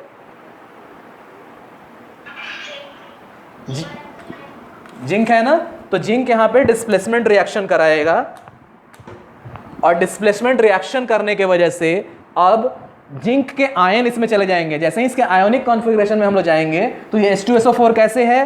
तो H2 पे 2 पॉजिटिव चार्ज है और SO4 पे 2 नेगेटिव चार्ज है और इन दोनों चार्ज ने इसके वजह से यहाँ पे इलेक्ट्रोस्टैटिक फोर्स लग रहा है, कूलम्स फोर्स, और कूलम फोर्स ने इन दोनों को साथ में एक साथ कंबाइन करके एक केमिकल बना रखा है। अब Zn आएगा, Zn इस H2 को डिस्प्लेस कर देगा, हटा देगा, और खुद इसके साथ कंबाइन करके कंपाउंड बना लेगा। तो ये बनाएगा तो इसको भी आयन बनना होगा, Zn एटम को आयन बनना होगा, यानी Zn++ इसको भी बनना होगा। तो Zn++ अगर ये बन रहा है तो पहले ये न्यूट्रल मॉलिक्यूल था, न्यूट्रल एटम्स था, न्यूट्रल एटम्स में से Zn++ बना तो जाहिर है बच गया, यहाँ पे इलेक्ट्रॉन्स, नेगेटिव चार्ज डेवलप होने लगा। ठीक है, अब जो H2 लिबरेट हुआ ना, तो H2 तो आयन के फॉर्म में है, H2 पे 2+ चार्ज है, H2 पे 2+ चार्ज है, तो ये रिपेल होके, Zn से रिपेल होके इसके नजदीक जाने लगा कॉपर प्लेट से। कॉपर जो न्यूट्रल था, कॉपर से इलेक्ट्रॉन निकल के ये 2 पॉजिटिव चार्ज जो H2 पे है उसको न्यूट्रलाइज करने लगा। जैसे ही न्यूट्रलाइज हो गया, ये H2 मॉलिक्यूल बन के स्केप कर गया एटमॉस्फेयर में, और यहां से इलेक्ट्रॉन्स गया तो न्यूट्रल बॉडी में से इलेक्ट्रॉन को हमने निकाला तो यहां पॉजिटिव चार्ज डेवलप हो गया। इस तरह से यहां पॉजिटिव चार्ज यहां पे डेवलप होने लगा। Got that? और इस तरह से बैटरी का फॉर्मेशन आ गया। तो यहां देखो इस सॉल्यूशन में आयंस का मूवमेंट हो रहा है, पॉजिटिव आयन का भी मूवमेंट हो रहा है, H2 double positive 2 positive, Zn2 positive, SO4 negative. तो देखो यहां पॉजिटिव चार्ज का मूवमेंट हो रहा है, यहां इस केमिकल के अंदर, इस लिक्विड के अंदर पॉजिटिव चार्ज का मोशन हो रहा है। लेकिन हाँ, यहां भी ध्यान देना, प्रोटॉन्स का मोशन कभी नहीं होगा।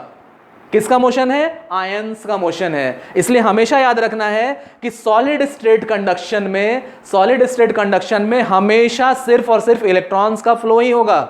लेकिन हाँ, लिक्विड और गैस के केस में पॉजिटिव चार्ज का मोशन हो सकता है, इलेक्ट्रॉन्स के अलावा पॉजिटिव आयंस का मोशन हो सकता है, यानी पॉजिटिव चार्ज का मोशन पॉसिबल है। Got that? ठीक है, ठीक है। अब थर्ड पॉइंट में आ जाइए जो सबसे इंपॉर्टेंट है। तो मैंने स्टार्टिंग में बताया था कि सबसे पहले लोगों ने देखा तो समझा कि किसी भी इलेक्ट्रिक करंट का फ्लो होता है अगर कंडक्टर के अंदर, तो उस कंडक्टर के सराउंडिंग स्पेस में इमीडिएटली मैग्नेटिक फील्ड एग्जिस्टेंस में आ जाएगा। अब सर माइकल फैराडे को क्या समझ में आ गया उसी समय इन चीजों को देख के कि इसका कन्वर्स भी पॉसिबल है। इसी पॉइंट को अब लिखिए, द कन्वर्स ऑफ दिस। अगला पॉइंट लिखिए, द कन्वर्स ऑफ दिस। हाँ बोलो।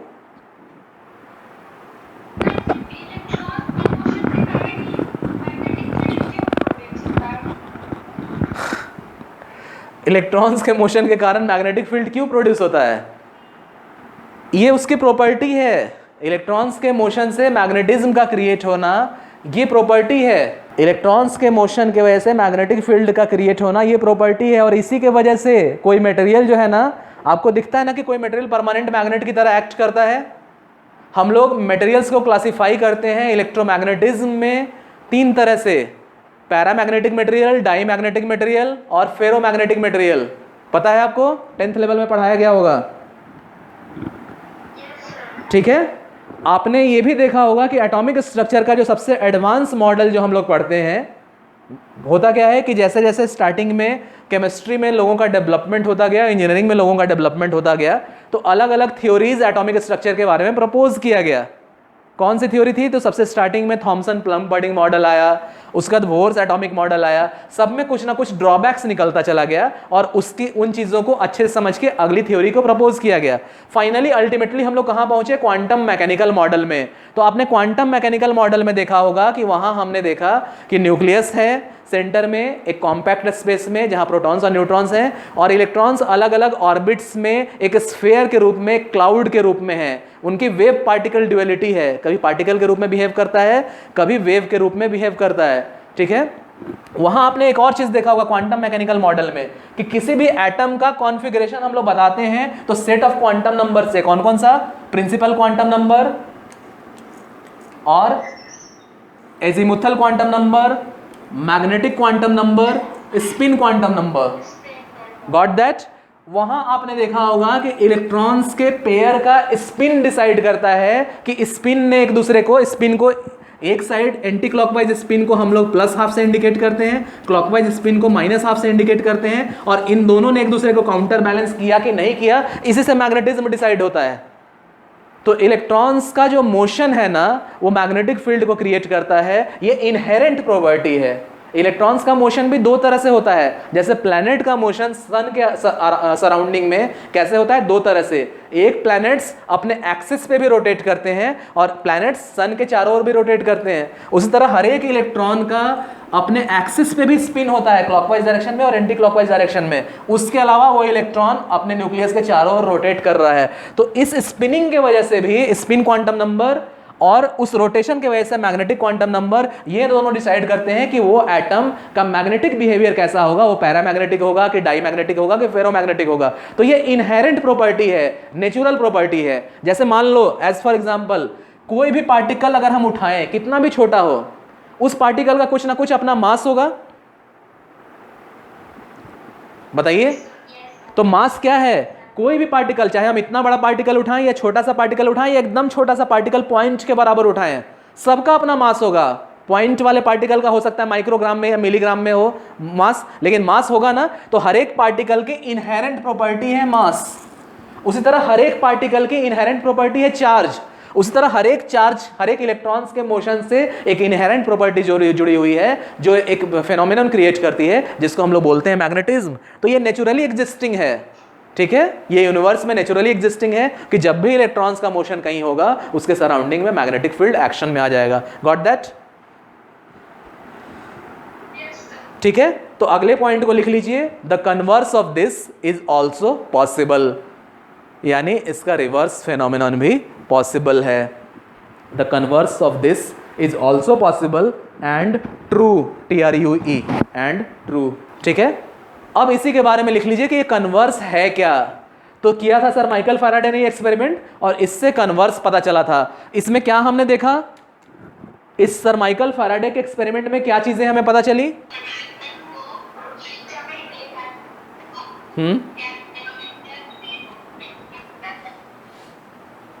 देखो, इसको और डिटेल से आपको समझाते हैं। सर माइकल फैराडे ने उस समय जो एक्सपेरिमेंट किया था, क्या किया था उन्होंने एक कॉइल लिया था,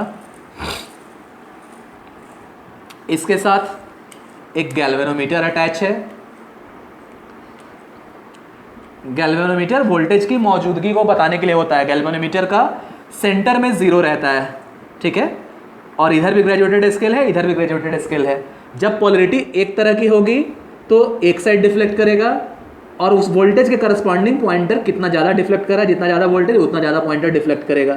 जब दूसरे डायरेक्शन की पोलरिटी होगी तो पॉइंटर दूसरी तरफ डिफ्लेक्ट करेगा, वोल्टेज के प्रोपोर्शनल। तो ये ग्रेजुएटेड स्केल इधर बना रहता है, ये आपका पॉइंटर है, ठीक है।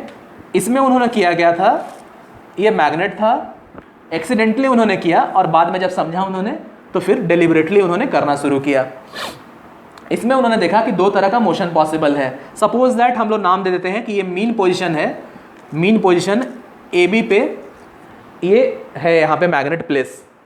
जब मैग्नेट को हम लोग इधर मूव करा रहे हैं टुवर्ड्स, तो पॉइंटर का डिफ्लेक्शन एक तरफ होता है, और जब अवे मूव कराते हैं तो पॉइंटर का डिफ्लेक्शन दूसरी तरफ होता है, ठीक है। तो उन्होंने समझा कि जब तक मैग्नेट का मोशन है या फिर इस कॉइल का मोशन है, यानी जब तक इन दोनों के बीच में रिलेटिव मोशन है, यहाँ पे इस कॉइल के अंदर EMF इंड्यूस होता है, ठीक है।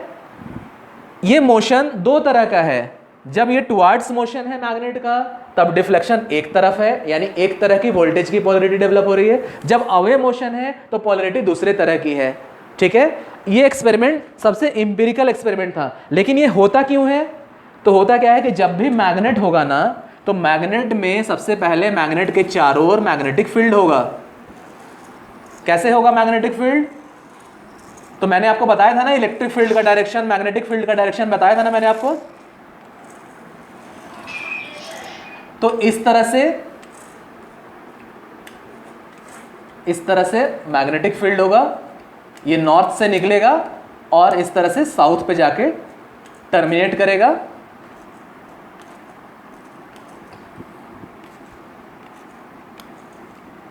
और यहां से वापस इस मटेरियल के अंदर होते हुए अगेन नॉर्थ। Got that? तो ऐसे मैग्नेटिक फील्ड है, ऐसे है, ऐसे है। अब होता क्या है ना कि उन्होंने देखा कि जब मूवमेंट हो रहा है तो इसके अंदर EMF इंड्यूस हो रहा है। यहां होने का मतलब क्या है ना, देखो एक पोजीशन पे जब हमने स्थिर कर दिया इस मैग्नेट को, ए बी मैग्नेट को, तो ये मैग्नेटिक फील्ड क्रिएट हो गया और ये मैग्नेटिक फील्ड इस कॉइल से लिंक कर रहा है। देखो ये मैग्नेटिक फील्ड इस कॉइल से होके गुजर रहा है, यानी मैग्नेटिक फील्ड इस कॉइल से लिंक कर रहा है। जैसे ही इसको मूव कराएंगे ना, अब कॉइल से लिंक हुआ मैग्नेटिक फील्ड चेंज करेगा ना, ये पूरा पूरा मैग्नेटिक फील्ड भी तो खिसकेगा इस मैग्नेट के साथ, इस मैग्नेट के साथ पूरा पूरा मैग्नेटिक फील्ड तो खिसकेगा। तो इस मैग्नेट के मूवमेंट की वजह से इस कॉइल के साथ जो मैग्नेटिक फील्ड लिंक किया था ना, इस लिंकेज का चेंज होगा। कॉइल के साथ जो लिंक हो रहा है, देखो स्टार्टिंग में इस कॉइल के साथ बहुत कम मैग्नेटिक फील्ड है, लेकिन जैसे ही इसको इधर शिफ्ट कर देंगे अब मैग्नेटिक फील्ड बहुत ज्यादा हो जाएगा। ये पूरा का पूरा मैग्नेटिक फील्ड ये जो है शिफ्ट होकर यहां आ जाएगा। तो कॉइल के इस पोर्शन पे अगर हम लोग गौर करें, कॉइल के अगर इस पोर्शन पे हम लोग गौर करें तो स्टार्टिंग में बहुत कम मैग्नेटिक फील्ड से लिंक है जब ये यहाँ पे प्लेस है, लेकिन यहाँ से जब मूव कराएंगे मैग्नेट को तो साथ साथ ये मैग्नेटिक फील्ड भी मूव कर रहा है, अब ज्यादा मैग्नेटिक फील्ड लिंक हो गया। फिर दूर ले जाएंगे तो बहुत कम मैग्नेटिक फील्ड लिंक करेगा, यानी कॉइल से मैग्नेटिक फील्ड का लिंकेज वैरी कर रहा है, मैग्नेटिक फ्लक्स का लिंकेज वैरी कर रहा है, और इस फ्लक्स लिंकेज के चेंज के वजह से इसके अंदर ईएमएफ इंड्यूस हो रहा है। Got that? इसी पॉइंट को लिखिए, इसी पॉइंट को लिखिए। when a magnetic field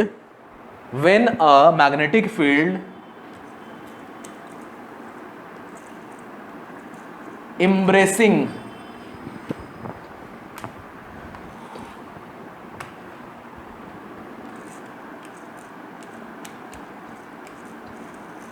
when a magnetic field embracing यानी घेरे में लेना, embrace करना यानी घेरे में लेना।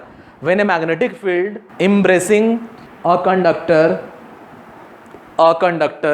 moves relative to when a magnetic field embracing a conductor moves relative to the conductor, it produces a flow of electrons in the conductor। ठीक है, तो हुआ क्या, इस एक्सपेरिमेंट को जब और डिटेल में हम लोग गए, पहले हमने क्या देखा, पहले हमने देखा कि जब भी मोशन होता है यहां इन दोनों के बीच में। अच्छा एक चीज और ध्यान में रखना, अभी तक जो भी हम लोग बात कर रहे हैं तो कॉइल को स्थिर रख के मैग्नेट को मूव करा रहे हैं, लेकिन यहां मतलब हमें रिलेटिव मोशन से है, यानी सिर्फ मैग्नेट मूव करे कॉइल स्थिर करे तो भी, स्थिर रहे तो भी, मैग्नेट स्थिर रहे कॉइल को मूव कराए तो भी, या दोनों को मूव कराए तो भी, हमें मतलब रिलेटिव मोशन से है। हाँ दोनों जब स्थिर है तो कोई भी फ्लक्स लिंकेज का चेंज नहीं हो रहा है, कोई भी ईएमएफ नहीं इंड्यूस होगा। तो पहले हमने देखा कि मैग्नेट का मूवमेंट या कॉइल का मूवमेंट हम लोग करा रहे हैं, इससे यहाँ पे इलेक्ट्रिक पोटेंशियल डिफरेंस यहाँ पे क्रिएट हो रहा है, यानी वोल्टेज यहाँ यानी कि ईएमएफ यहाँ इंड्यूस हो रहा है। ठीक है, तो ईएमएफ यहाँ पे इंड्यूस हो रहा है। ठीक है, बाद में हमें पता चला कि ईएमएफ इंड्यूस हो रहा है, उसका एक्चुअल रीजन क्या है, तो एक्चुअल रीजन है ये फ्लक्स लिंकेज का चेंज होना।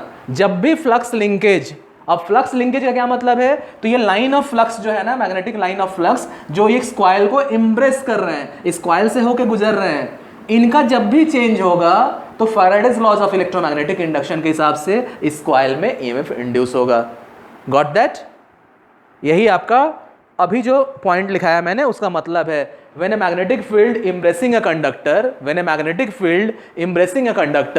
moves relative to the conductor, electrons moves relative to the conductor, it produces a flow of electrons in the conductor। यानी जब भी मैग्नेटिक फील्ड का मोशन इस कॉइल के रिलेटिव होगा तो यहाँ पे इसके वजह से इलेक्ट्रॉन्स का फ्लो होने लगेगा, यानी कहीं ना कहीं एक वोल्टेज इंड्यूस हुआ। जाहिर है इलेक्ट्रॉन्स का फ्लो किसके वजह से होता है, तो एक पोटेंशियल डिफरेंस की वजह से होता है, जिसको हम लोग वोल्टेज में कहते हैं। तो यहाँ फ्लक्स लिंकेज में बदलाव होने की वजह से, चेंज होने की वजह से, ये चेंज हम लोग किसी तरह से कराएं, चाहे मैग्नेट को मूव करके कराएं चाहे कॉइल को मूव करके कराएं, इस मैग्नेटिक फ्लक्स लिंकेज के बदलाव होने की वजह से इसके अंदर इलेक्ट्रॉन्स का मोशन हो रहा है। और हमें पता है कि जब भी इलेक्ट्रॉन्स का मोशन होगा तो उस मोशन को कराने के लिए एक पोटेंशियल डिफरेंस चाहिए, एक वोल्टेज चाहिए, यानी डेफिनेटली इस कॉइल के अंदर एक वोल्टेज इंड्यूस हो रहा है। Got that? समझ में आ रहा है? ठीक है, अगले पॉइंट में आ जाइए। अगले पॉइंट में लिख लीजिए, this phenomenon where an EMF and hence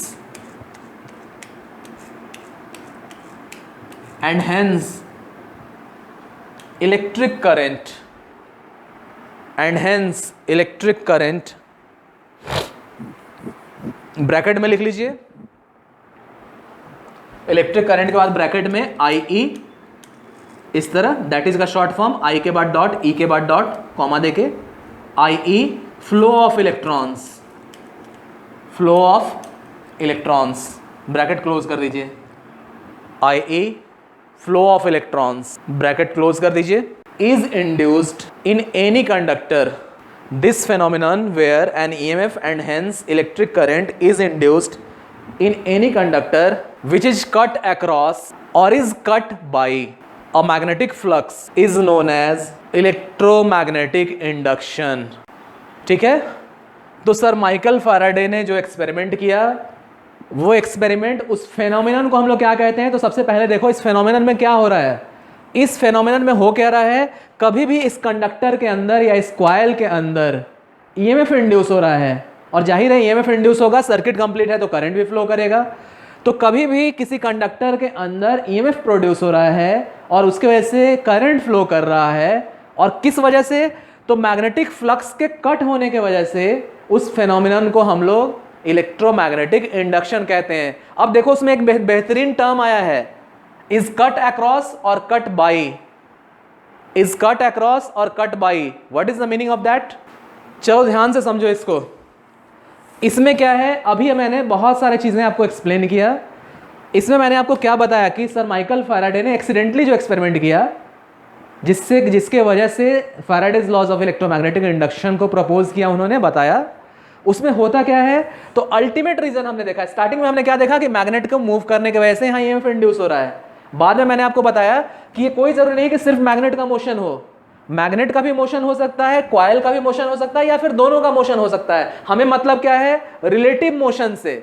और जब और डीप में हम लोग गए तो हमने देखा कि मैग्नेट के मोशन से ऐसा क्या हो रहा है कि इसमें ईएमएफ इंड्यूस हो रहा है। तो हमने देखा कि हर एक मैग्नेट का अपने सराउंडिंग में एक मैग्नेटिक फील्ड बन जाता है।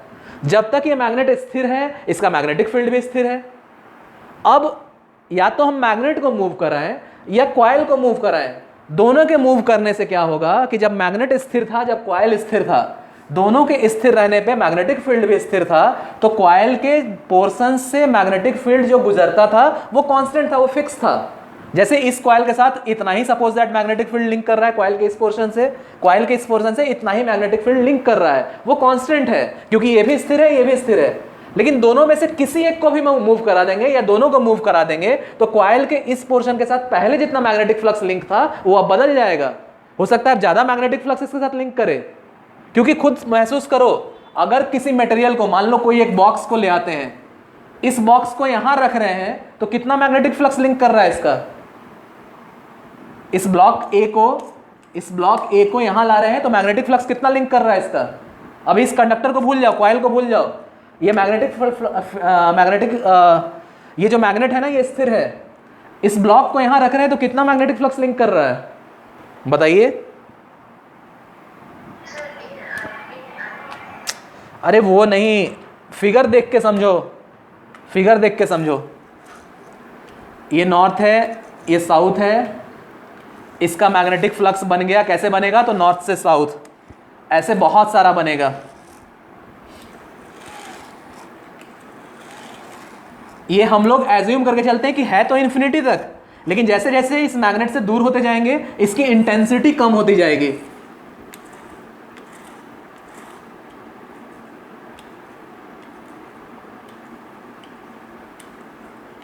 जैसे जैसे दूर होते जाएंगे मैग्नेटिक फील्ड की इंटेंसिटी कम होती जाएगी। यही इलेक्ट्रिक फील्ड में भी होता है, जैसे जैसे दूर होते जाएंगे इलेक्ट्रिक फील्ड की इंटेंसिटी कम होती जाएगी। लेकिन हम लोग एज्यूम कर लेते हैं कि इनफाइनाइट तक है मैग्नेटिक फील्ड का एग्जिस्टेंस भी और इलेक्ट्रिक फील्ड का एग्जिस्टेंस भी।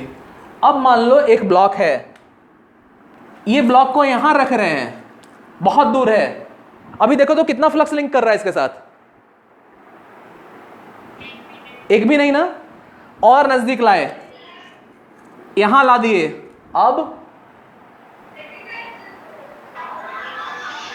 अब कितना लिंक कर रहा है? एटलीस्ट एक तो लिंक कर रहा है ना। यहां ला दिए, तीन, यहां ला दिए तो बहुत सारा, तो देखो, तो मूवमेंट के वजह से फ्लक्स लिंकेज का चेंज है ना। अब देखो, ब्लॉक को नहीं मूव कराते, इसको लेके यहां चले जाते तो भी चेंज होता, फ्लक्स लिंकेज का होता। ठीक है, तो जहां भी Faraday's laws of electromagnetic induction के हिसाब से किसी कंडक्टर के अंदर अगर ईएमएफ इंड्यूस हो रहा है फ्लक्स लिंकेज के बदलाव के वजह से, तो वो फिनोमिनन को हम लोग बोलते हैं इलेक्ट्रोमैग्नेटिक इंडक्शन। लेकिन मेरा सवाल क्या था कि एक टर्म आया है, उसमें टर्म कौन सा है, इज कट अक्रॉस और कट बाई, उसका क्या मतलब है। तो देखो, अभी मैंने बताया ना कि दो तरह से चीजें पॉसिबल है, या तो इसको मूव कराते तो भी फ्लक्स लिंकेज का चेंज हो रहा है, या फिर इसको स्थिर रखते, इसको इधर ले जाते तो मैग्नेट के साथ साथ मैग्नेटिक फील्ड भी जाता, तब भी बदलाव होता फ्लक्स का। तो कट अक्रॉस और कट बाई मतलब फ्लक्स का काटा जाना या खुद के द्वारा काटना, दोनों केसेस पॉसिबल है ना। एक में फ्लक्स को मूव करा के हम फ्लक्स लिंकेज को बदल रहे हैं, और एक में इसको मूव करा के फ्लक्स लिंकेज बदल रहे हैं, यानी कंडक्टर पर फ्लक्स का काटा जाना या कंडक्टर जाके फ्लक्स को काटे, दोनों केसेस आ गया इसमें, इज कट अक्रॉस और कट बाई। समझ में आ रहा है। कंडक्टर के द्वारा फ्लक्स लिंकेज को काटा जाना या चेंज करना, या कंडक्टर पर फ्लक्स लिंकेज का काटा जाना, दोनों केस पॉसिबल हो गया। यानी या तो मैग्नेट को मूव कराएं या कॉइल को मूव कराएं या दोनों को मूव कराएं, दोनों केस पॉसिबल हो गया। यानी किसी वजह से कंडक्टर के अंदर अगर फ्लक्स लिंकेज का बदलाव होता है तो इस कंडक्टर के अंदर ईएमएफ इंड्यूस होगा, और अगर सर्किट कंप्लीट है तो इलेक्ट्रॉन फ्लो करेगा। यही फिनोमिनन इलेक्ट्रोमैग्नेटिक इंडक्शन के रूप में जाना जाता है। Got that. अगले पॉइंट में लिख लीजिए। अब जो सबसे स्टार्टिंग में हम लोग लेके चले थे ना, सबसे स्टार्टिंग में जो पॉइंट लेके चले थे कि स्टार्टिंग में लोगों को जब इलेक्ट्रिकल इंजीनियरिंग के बारे में समझ में आने लगा था, तो लोगों ने देखा था कि जब भी इलेक्ट्रिक करंट का किसी कंडक्टर के अंदर फ्लो होता है तो उसके चारों ओर मैग्नेटिक फील्ड बन जाता है। जाहिर है इस चीज को भी सबसे पहली बार किसी ने समझा होगा।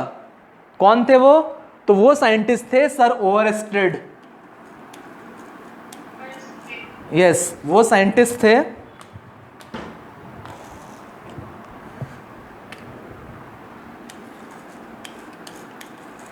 सर ओवरस्टेड। ठीक है, तो याद रखना है कि इलेक्ट्रिक करंट के फ्लो होने से जो मैग्नेटिक फील्ड प्रोड्यूस होता है, इसको सबसे पहले समझा और लोगों को बताया सर ओवरस्टेड ने। और इसका रिवर्स प्रोसेस जो आपके इलेक्ट्रोमैग्नेटिक इंडक्शन से आया, यानी मैग्नेटिक फील्ड की वजह से भी हम ईएमएफ इंड्यूस कर सकते हैं, इलेक्ट्रिक करंट को फ्लो करा सकते हैं, वो सबसे पहले किसने बताया? तो सर माइकल फैराडे ने, Faraday's laws of electromagnetic induction के थ्रू। तो ये ओवरस्टेड वाला पॉइंट भी लिख लीजिए, ये छूट गया था, इसको लिख लीजिए। सर ओवरस्टेड लिख लीजिए। Sir Oersted discovered that electric current produces a magnetic field. ठीक है, तो ये पूरा हो गया आपका relation between electricity and magnetism. अब जो ये एक्सपेरिमेंट हुआ Faraday's laws of electromagnetic induction, अब इसके बारे में थोड़ा सा लिख लीजिए कि ये है क्या लॉ। जैसे ये एक्सपेरिमेंट सर माइकल फैराडे ने कर लिया 1831 में। ठीक है, 1831 में पहले उन्होंने एक्सीडेंटली किया, लेकिन हाँ उनका माइंड इतना डेवलप था कि पहले से ही उनको पता था कि ये चीज़ें हो सकती हैं, बस उसको वो कर नहीं पाते थे, कैसे करें ये उनको नहीं पता था। फाइनली अल्टीमेटली एक्सीडेंटली उन्होंने एक्सपेरिमेंट कर दिया, और जब एक्सपेरिमेंट किया तो उन्होंने चीज़ों को समझा कि यहाँ क्या क्या चीज़ें हो रही, कौन सा फेनोमेनन हो रहा है, उसको एक लॉ के रूप में उन्होंने प्रपोज किया, जिस लॉ को आज हम लोग Faraday's laws of electromagnetic induction के नाम से जानते हैं। तो टॉपिक दे दीजिए नया, Faraday's laws of electromagnetic induction. एक से ज़्यादा लॉ है, 2 लॉ है, इसलिए फैराडेज लॉज हम लोग बोलते हैं। ठीक है, हालांकि वो दोनों लॉ एक ही लॉ का डिटेल्ड फॉर्म है, लेकिन 2 लॉ हैं, इसलिए हम लोग फैराडेज लॉज बोलते हैं। तो लिख लीजिए Faraday's laws of electromagnetic induction. Faraday's laws of electromagnetic induction, इसको भी पॉइंट वाइज लिखिएगा, एम्प्लाइज का साइन देके। पहला पॉइंट लिख लीजिए, in the year 1831 sir Michael Faraday formulated, formula से बना formulated, some basic laws underlying, under LYING, under लिख के उसी में लगातार LYING, underlying the phenomenon of electromagnetic induction. ठीक है, अगेन एम्प्लाइज का साइन दीजिए। अगला पॉइंट लिखिए, he formulated two basic laws, TW वाला two basic laws known as Faraday's laws of electromagnetic induction। एक लाइन छोड़ के लिख लीजिए, एक लाइन छोड़ के, these two laws are as follows, TW वाला 2, these two laws are as follows के बाद इस तरह कोलन देके डैश दे दीजिए, ठीक है। अब एक एक करके दोनों लॉ को लिख लीजिए। फर्स्ट लॉ,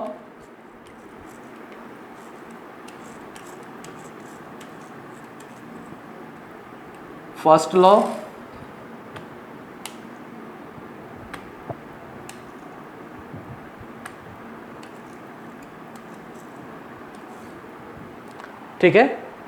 फर्स्ट लॉ के अंदर लिख लीजिए,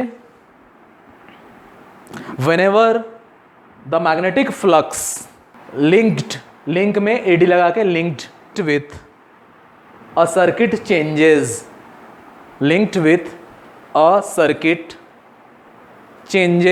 चेंजेस के बाद कॉमा दे दीजिए, एन ईएमएफ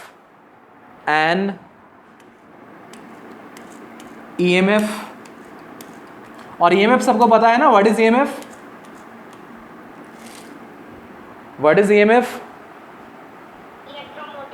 यस, ठीक है।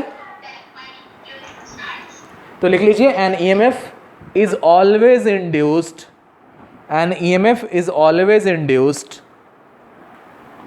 इन इट, ठीक है।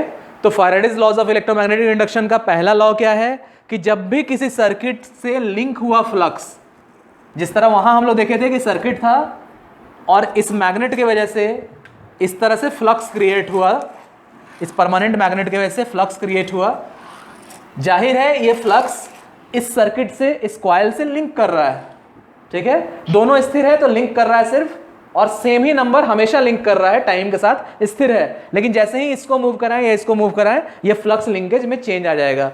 तो जब भी किसी सर्किट से मैग्नेटिक फ्लक्स लिंक है और इस फ्लक्स लिंकेज में कुछ चेंज होता है, कुछ बदलाव होता है, तो वहां ईएमएफ इंड्यूस होगा। ये Faraday's laws of electromagnetic induction का पहला लॉ है। इसी पहले लॉ को दूसरे शब्दों में हम लोग लिख सकते हैं, लिखिए, एक लाइन छोड़ के लिखिए, और इन अदर वर्ड्स। तो पहले लॉ को ही दूसरी तरह से भी हम लिख सकते हैं, लिख लीजिए, और इन अदर वर्ड्स के बाद एक लाइन छोड़ के, whenever a conductor cuts a magnetic flux an EMF is always induced in that conductor, ठीक है। यानी जब भी कोई कंडक्टर मैग्नेटिक फ्लक्स को कट करेगा तो हमेशा उस कंडक्टर के अंदर EMF इंड्यूस होगा, ठीक है। तो ये था Faraday's laws of electromagnetic induction का पहला लॉ। अब दूसरे लॉ में आ जाइए, उसी तरह दे दीजिए सेकंड लॉ। तो मैंने आपको पहले ही बताया था कि Faraday's laws of electromagnetic induction में दो लॉ हैं, लेकिन कहीं ना कहीं एक ही लॉ का अलग स्वरूप है। यानी पहले लॉ में बताया जाता है कि जब भी मैग्नेटिक फ्लक्स किसी सर्किट से जो लिंक है, उस लिंकेज में बदलाव आया तो इसके अंदर ईएमएफ इंड्यूस होगा, और दूसरा लॉ आपको बताएगा कि ईएमएफ इंड्यूस होगा तो कितना होगा, उसका मैथमेटिकल इक्वेशन बताएगा, ठीक है। यानी फेनोमेनन एक ही है, कंसेप्ट एक ही है, दोनों लॉ उसके अलग अलग परिप्रेक्ष्य को बताते हैं, उसके अलग अलग कंसेप्ट को बताते हैं, उसके अलग अलग एस्पेक्ट को बताते हैं। मींस पहले लॉ में ये बताया जाता है कि जब भी इस सर्किट से लिंक हुआ फ्लक्स चेंज करेगा तो इस सर्किट के अंदर ईएमएफ इंड्यूस होगा, और दूसरा लॉ बताता है कि ईएमएफ इंड्यूस होगा तो कितना होगा, मैथमेटिकल इक्वेशन के फॉर्म में बताता है कि कितना होगा, ठीक है। तो सेकंड लॉ को लिख लीजिए। अब सेकंड लॉ को लिख लीजिए, the magnitude of the induced EMF is equal to the rate of change of flux linkage, ठीक है। तो पहले लॉ में यह बताया गया कि जब भी किसी सर्किट से फ्लक्स लिंक कर रहा है और इस फ्लक्स लिंकेज में बदलाव हुआ, चेंज हुआ, तो उस सर्किट के अंदर ईएमएफ इंड्यूस होगा, और दूसरा बता रहा है कितना होगा, तो कितना इंड्यूस होगा, तो ये जो ईएमएफ इंड्यूस हो रहा है ना, वो कितना होगा, वो rate of change of flux linkage के बराबर होगा। जैसे सपोज दैट ये पोजीशन है, ए बी पोजीशन पे आपका परमानेंट मैग्नेट है, ये नॉर्थ है, ये साउथ है, बना हुआ है, ठीक है। इस वक्त मान लो इस कॉइल के साथ फ्लक्स लिंकेज। अब देखो फ्लक्स लिंकेज कैसे निकालेंगे, तो फ्लक्स को हम लोग कैसे लिखते हैं, फाई से। ठीक है, इस मैग्नेटिक फील्ड का प्रोड्यूस किया हुआ फाई फ्लक्स सपोज दैट इस कॉइल से लिंक कर रहा है। अब इस कॉइल में कितना टर्न है, तो सपोज दैट n टर्न है। ठीक है, तो अगर n टर्न है और 5 फ्लक्स लिंकेज होता है तो हम क्या करेंगे, हम पहला पोजीशन को लेंगे। पहला पोजीशन कब, जब ये ए बी वाला जो लाइन है ना, ए लाइन और बी लाइन के सामने ये आपका परमानेंट मैग्नेट है, दिस इज पोजीशन 1। और जब इस परमानेंट मैग्नेट को खिसका के मान लो यहाँ लाए, ये सी पॉइंट है, ये डी पॉइंट है, तो ए बी से खिसका के जब सी डी पे ले आए, ये मान लो पोजीशन 2 है, position 1 and position 2। Suppose that position 1 के समय फाई 1 फ्लक्स लिंक कर रहा है और पोजीशन 2 के समय इस कॉइल से फाई 2 फ्लक्स लिंक कर रहा है। तो फ्लक्स लिंकेज क्या होता है, number of turns into flux. तो स्टार्टिंग में पोजीशन 1 में फ्लक्स लिंकेज कितना है, n फाई 1, और पोजीशन 2 में फ्लक्स लिंकेज कितना है, तो कॉइल का टर्न्स तो उतना ही रहेगा, n ही रहेगा, बस फ्लक्स बदल गया। ठीक है, तो पोजीशन 1 में फ्लक्स लिंकेज इतना है, पोजीशन 2 में फ्लक्स लिंकेज इतना है, और ये बदलाव हुआ तो यहाँ से यहाँ तक इसको मूव करने में कितना टाइम लगा, t। तो ये टाइम के रिस्पेक्ट में इसका रेट निकाल लेंगे, वही उतना ही ईएमएफ इंड्यूस होगा। यानी सेकंड लॉ क्या कहता है कि जो ईएमएफ इंड्यूस होगा वो rate of change of flux linkage के बराबर होगा। तो देखो, तो यहां से चेंज ऑफ फ्लक्स लिंकेज मिल जाएगा आपको सबसे पहले। तो चेंज ऑफ फ्लक्स लिंकेज को हम लोग लिख सकते हैं ना, इस केस में ये जो 2 पॉइंट हुआ, ए बी से सी डी तक मूव किया, यानी पोजीशन 1 से पोजीशन 2 में मूव किया, तो हमने देखा कि पोजीशन 1 में n फाई 1 फ्लक्स लिंकेज था, पोजीशन 2 में n फाई 2 फ्लक्स लिंकेज है। तो पोजीशन 1 से पोजीशन 2 के बीच में flux linkage, change of flux linkage कितना है,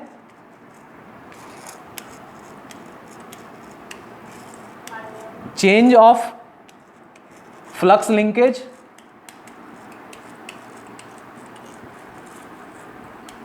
बताइए, चेंज ऑफ फ्लक्स लिंकेज कितना है,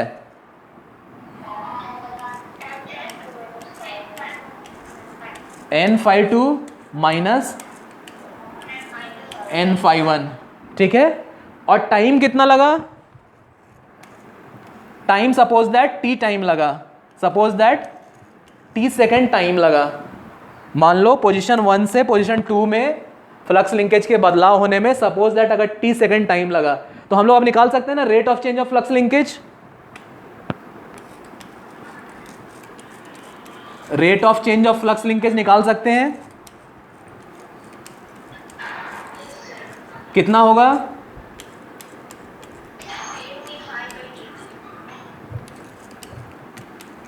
कितना होगा, अरे वो तो बाद में आएगा ना, पहले तो इसको लिखेंगे ना। पहले तो हमने निकाला फ्लक्स लिंकेज, ये टाइम पता है, तो rate of change of flux linkage तो सबसे पहले ये होगा।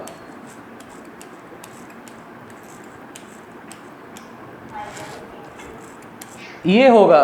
अब इसको इलाबोरेट करके हम लिख सकते हैं N D phi by D T में। इसको इलाबोरेट करके हम लोग चाहें तो हम लोग ऐसे लिख सकते हैं, सबसे पहले n कॉमन लेके बाहर निकाल देंगे, n phi 2 minus phi 1 upon T. ठीक है, और जब हम लोग जनरलाइज करेंगे इसको, जब हम लोग जनरलाइज करेंगे any type of particle material के लिए, एनी टाइप ऑफ मटेरियल के लिए, any type of elaborated structure के लिए, तब हम लोग इसको लिख सकते हैं n d phi by D t. और Faraday's laws of electromagnetic induction के सेकंड लॉ के हिसाब से ये किसके बराबर है, इंड्यूस्ड ईएमएफ के बराबर। यस, जिसको हम लोग इप्सिलॉन से इंडिकेट करते हैं। ठीक है, इप्सिलॉन कहां से आया, इप्सिलॉन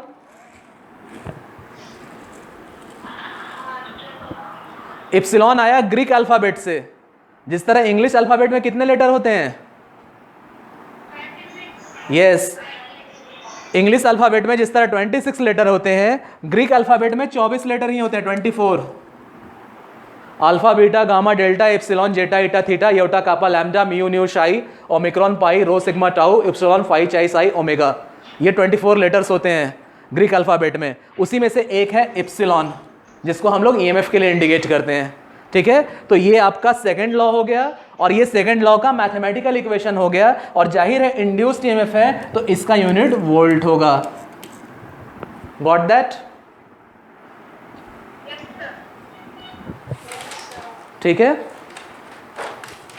अब होता क्या है ना कि ये जो हम लोग निकालते हैं, अब सबसे इंपॉर्टेंट कंसेप्ट है, इसको बहुत ध्यान से समझना सब लोग। ये हम लोग निकालते हैं तो एक यहां पे माइनस साइन लगा देते हैं। क्यों? यस, लेंज लॉ की वजह से। लेकिन क्या होता है लेंज लॉ में? सोचो ये इक्वेशन, ये लॉ, ये सिचुएशन, ये जो लॉ हमने लाया ना, वो कहां से लाए हम लोग? तो इस एक्सपेरिमेंट की वजह से सर माइकल फैराडे ने Faraday's laws of electromagnetic induction जो प्रपोज किया, उसमें फर्स्ट लॉ और सेकंड लॉ प्रपोज किया, वो आया कहां से? इस एक्सपेरिमेंट की वजह से। अब देखो इस एक्सपेरिमेंट में क्या हुआ होगा, लेंज लॉ का एक्शन कैसे आया होगा जिसकी वजह से माइनस साइन हम लोग लगाते हैं। तो सबसे पहले लेंज लॉ है क्या?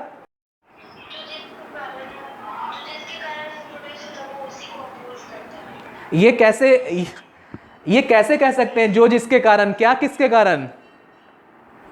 प्रॉपर वर्ड्स होना चाहिए ना, प्रॉपर वर्ड्स होना चाहिए ना। बताओ, किसी कॉइल के अंदर इलेक्ट्रोमैग्नेटिक इंडक्शन के वजह से अगर ईएमएफ इंड्यूस होगा, वो ईएमएफ उस कॉइल के अंदर इस तरह से करंट को प्रोड्यूस कराएगा कि करंट का प्रोड्यूस किया हुआ अपना मैग्नेटिक फील्ड इस तरह से एक्शन में आएगा कि वो अपने होने के कारण को अपोज करेगा। Got that? ध्यान से समझो, किसी कॉइल के अंदर इलेक्ट्रोमैग्नेटिक इंडक्शन की वजह से अगर ईएमएफ इंड्यूस हो रहा है तो जाहिर है इसके अंदर ईएमएफ इंड्यूस हुआ, सर्किट कंप्लीट है तो करंट फ्लो होगा। तो ये इंड्यूस्ड हुआ ईएमएफ करंट को अब इस तरह से फ्लो कराएगा कि करंट का प्रोड्यूस किया हुआ मैग्नेटिक फील्ड अपने होने के कारण को अपोज करेगा। Got that? मैंने आपको स्टार्टिंग में बताया ना, मैंने आपको स्टार्टिंग में बताया कि इलेक्ट्रिसिटी और मैग्नेटिज्म एक दूसरे से एसोसिएटेड है। मैंने आपको स्टार्टिंग में पढ़ाया रिलेशन बिटवीन इलेक्ट्रिसिटी और मैग्नेटिज्म। तो यहां पे क्या है, मैग्नेटिक फ्लक्स लिंकेज की वजह से, यानी मैग्नेटिक फील्ड की वजह से यहां ईएमएफ इंड्यूस हुआ।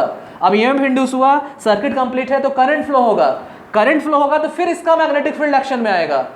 तो यहां जो इलेक्ट्रोमैग्नेटिक इंडक्शन की वजह से जो ईएमएफ इंड्यूस हुआ, वो इस सर्किट में करंट को इस तरह से फ्लो कराएगा कि करंट का प्रोड्यूस किया हुआ मैग्नेटिक फील्ड अपने होने के कारण को अपोज करे। थोड़ा सा कॉम्प्लिकेटेड लगेगा, लेकिन चीजें बहुत आसान हो जाएंगी जब कंसेप्ट को समझ लो। ठीक है, इस कंसेप्ट में फिर से हम लोग आते हैं। अब देखो होता क्या है ना, यहां हमने देखा, या चलो आगे हम लोग देखते हैं। कभी भी हमेशा ध्यान रखो कि एनर्जी का कन्वर्शन, ठीक है, हमेशा ध्यान में रखना, एनर्जी का कन्वर्शन एक फॉर्म से दूसरे फॉर्म में तभी होगा जब एक अपोजिंग फोर्स लगेगा। हमेशा ध्यान में रखना। जैसे एक एग्जांपल लो, मैंने पहले भी आपको बताया है कि जाड़ा के दिन में हम लोग को ठंडा लगता है ना, तो हम लोग हाथ ऐसे ऐसे रगड़ने लगते हैं। कंफर्टेबल लगता है ना थोड़ी देर के लिए, लगता है ना कंफर्टेबल, थोड़ा सा हीट प्रोड्यूस होता है। कभी आपने सोचा है क्यों हीट प्रोड्यूस होता है और कहां से प्रोड्यूस होता है? क्यों प्रोड्यूस होता है हीट और कहां से प्रोड्यूस होता है? देखो है क्या ना, ये जो मोशन है ना, इसको अगर ध्यान से देखो, ये मोशन में क्या है, दोनों हाथ को हम मूव करा रहे हैं। थोड़ी देर के लिए समझने के लिए दोनों के बीच में रिलेटिव मोशन होना चाहिए। थोड़ी देर समझने के लिए मान लो सपोज दैट एक हाथ स्थिर है, मान लो इसको हम मूव करा रहे हैं। जब ऐसे मूव करा रहे हैं ना, तो हम अपने मसल्स की एनर्जी को लगा रहे हैं इस रफ सरफेस के अगेंस्ट मूव कराने के लिए। जैसे ही हम मूव करा रहे हैं, इसको ऐसे मूव करा रहे हैं, एक फोर्स ऑफ फ्रिक्शन इसके अपोजिट डायरेक्शन में लग रहा है ना। हम अपने मसल्स की एनर्जी से हाथ को इधर मूव करा रहे हैं, उसके अपोजिट में फोर्स ऑफ फ्रिक्शन उसके जस्ट अपोजिट में लग रहा है।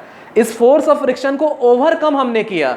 इस फोर्स ऑफ फ्रिक्शन को जब हमने ओवरकम किया, जाहिर है अगर हमारा मसल्स का लगाया हुआ एनर्जी और फोर्स ऑफ फ्रिक्शन बराबर होता तो हमारा हाथ मूव ही नहीं करता। समझ में आ रहा है? ये हमारा हैंड, ठीक है, इस पे दूसरे हाथ को रब कर रहे हैं। ठीक है, मान लो ऐसे रख के इस हाथ को रब कर रहे हैं, दूसरे वाले हाथ को। मान लो हम दूसरे वाले हाथ को इधर ले जा रहे हैं, तो फ्रिक्शन इसके अपोजिट है। इस हाथ को ऐसे रगड़ रहे हैं, इधर ले जाना चाह रहे हैं, तो फ्रिक्शन इसके अपोजिट है। दोनों फोर्स अगर सेम मैग्नीट्यूड का होता तो मेरा हाथ कभी मूव नहीं करता ना। लेकिन जाहिर है हम इस फ्रिक्शन से ज्यादा फोर्स लगा रहे हैं तो मेरा हाथ मूव कर रहा है। तो इस फ्रिक्शन को ओवरकम करने में मैंने जो एनर्जी लगाई वही हीट एनर्जी में कन्वर्ट हुआ। मतलब हमेशा ध्यान में रखो कि इस मस्कुलर एनर्जी को हीट एनर्जी में हमने कन्वर्ट किया तो अपोजिंग फोर्स फ्रिक्शन में था तभी। अगर ये दोनों हाथ फ्रिक्शनलेस होता ना तो हम लोग हाथ रगड़ते रह जाते, हीट नहीं प्रोड्यूस होता।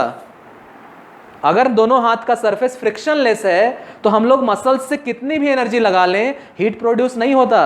मतलब एक चीज दिमाग में बैठा लीजिए, कभी भी एनर्जी का कन्वर्शन होगा एक फॉर्म से दूसरे फॉर्म में तो आपके अप्लाइड फोर्स के अगेंस्ट में एक अपोजिंग फोर्स होना चाहिए, और उस अपोजिंग फोर्स को ओवरकम करने में मैंने जितनी एनर्जी लगाई उतनी ही एनर्जी हीट में कन्वर्ट होगी। ठीक है, यानी फ्रिक्शन जितना है, फ्रिक्शन के खिलाफ मैंने जितनी एनर्जी लगाई वो एनर्जी हीट में कन्वर्ट हो रहा है। तो एक अपोजिंग फोर्स हमेशा होना चाहिए, तभी एनर्जी का कन्वर्शन एक फॉर्म से दूसरे फॉर्म में होगा। Got that? समझ में आ रहा है? अब देखो यहां क्या होता है, यहां लेंज लॉ आया कैसे एक्शन में, तो उसी तरह मान लो सपोज दैट जो पहले हम लोग डिस्कस किए थे पोजीशन ए बी, अगेन ये आपका कॉइल, अगेन ये गैल्वेनोमीटर, और अगेन इसका मैग्नेटिक फील्ड।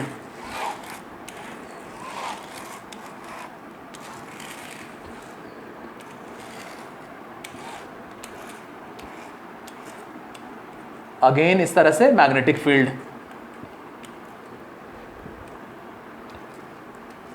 अब देखो है क्या, सबसे पहला बार देख लो, जब दोनों स्थिर है और हम इसको इधर मूव कराएंगे, मूव करा के मान लो ए बी पॉइंट से सी डी पॉइंट पे ला देंगे, यानी जब ये मूव करके इधर आ जाए। अब देखो है क्या ना कि जैसे इसको मूव करा रहे हैं, Faraday's laws of electromagnetic induction के हिसाब से यहाँ क्या होगा, यस ईएमएफ इंड्यूस होगा। ठीक है, अब ईएमएफ इंड्यूस होगा और सर्किट कंप्लीट है तो करंट भी फ्लो करेगा। ईएमएफ इंड्यूस हुआ यानी वोल्टेज बन गया और सर्किट कंप्लीट है तो करंट भी फ्लो करेगा। यस, अब देखो किसी भी कॉइल में, ये जो कॉइल है रखा हुआ है ना, मान लो हम इधर से विजुअलाइज करें, ग्राफिक्स में आपको बताया गया होगा इधर से देखें तो कैसा दिखेगा, इस कॉइल को इधर से देखेंगे तो कैसा दिखेगा, ग्राफिक्स में पढ़ाया गया होगा आपको। अरे कॉइल कैसा दिखेगा, कॉइल स्ट्रेट लाइन कैसे दिखेगा इधर से देखने में, कॉइल है, कॉइल को इधर से देख रहे हैं कैसा दिखेगा, सर्कल की तरह दिखेगा ना। कॉइल ऐसे रखा हुआ है, इधर से देख रहे हैं तो सर्कल की तरह दिखेगा ना। अब देखो किसी भी सर्कल में करंट का तो दो डायरेक्शन पॉसिबल है ना, या तो करंट क्लॉकवाइज फ्लो करे या तो करंट एंटी क्लॉकवाइज फ्लो करे। ठीक है, या तो क्लॉकवाइज फ्लो करे या करंट एंटी क्लॉकवाइज फ्लो करे, दो डायरेक्शन पॉसिबल है ना। इसमें बताइए तो, इसमें अब जरा बताइए कि जब हम इसको पोजीशन 1 से पोजीशन 2 पे मूव करा रहे हैं मैग्नेट को, तो ईएमएफ इंड्यूस होगा, करंट फ्लो होगा, किस डायरेक्शन में करंट को फ्लो होना चाहिए, क्लॉकवाइज या एंटी क्लॉकवाइज? क्यों क्लॉकवाइज? हाँ, साउथ टू नॉर्थ, सोच के बताइए, सोच के।